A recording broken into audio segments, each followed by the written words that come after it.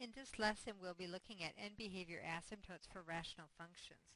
The end behavior of a function f of x describes the value of y as x approaches infinity or as x approaches negative infinity. We often refer to the x approaching infinity as the right-hand behavior and x approaching negative infinity as the left-hand behavior.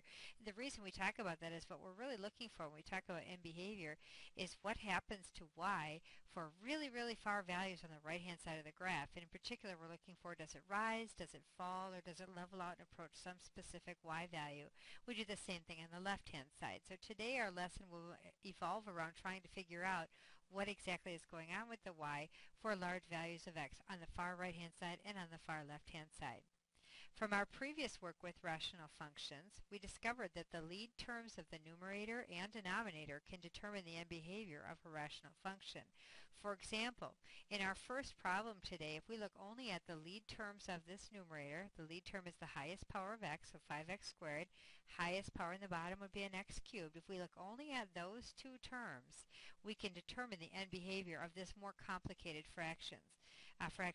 By looking just at the lead terms, we would have 5x squared and x cubed. Now that's a pretty simple fraction, and it can be reduced since x squared is a factor of both numerator and denominator. We can reduce that to 5 over x. And what we want to know is how that behaves for large values of x. So let's consider for really big values of x, what's going to happen to 5 over x? A really, really large number in the denominator of this fraction, when 5 divided by that really, really large number, would become a really, really small number. So as x approaches infinity, 5 over x approaches 0. It becomes smaller and smaller. And the same thing actually happens on the left-hand side.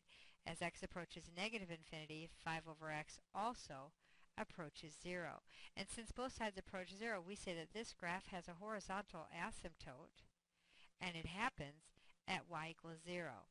Now we can generalize this idea a little bit farther by thinking about this. In this particular example, we had a degree of our denominator which was larger than the degree of the numerator, and anytime that happens, we're going to have a reduction of our lead terms, much like this, where an x will be left over in the denominator but no x is left in the numerator.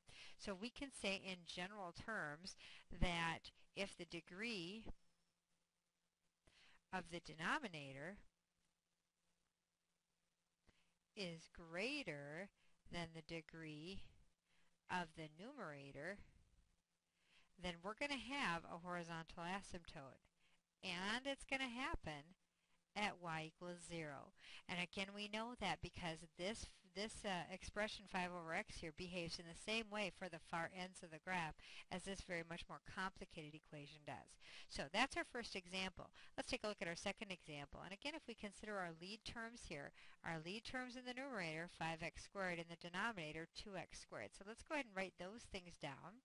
If we write 5x squared over 2x squared, keeping in mind that this more complicated fraction behaves on the far left and far right in the same way that this one does, this fraction can be reduced to 5 over 2.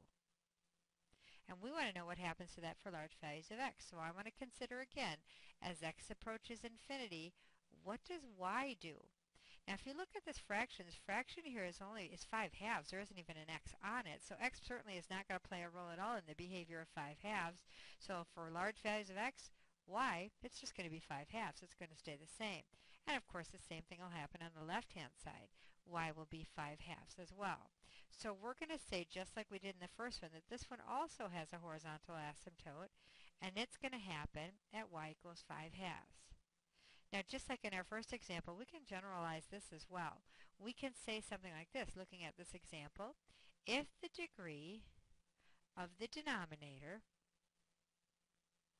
is exactly the same as the degree of the numerator, this too is going to have a horizontal asymptote. And it's going to happen at y equals the coefficients that come from the numerator and the denominator. I'm just going to write that as y equals coefficients. Now our third and final case we're going to have to address with a new podcast. So I'd like you to go ahead right now and run podcast number 3, and then we'll discuss what happens in our final case.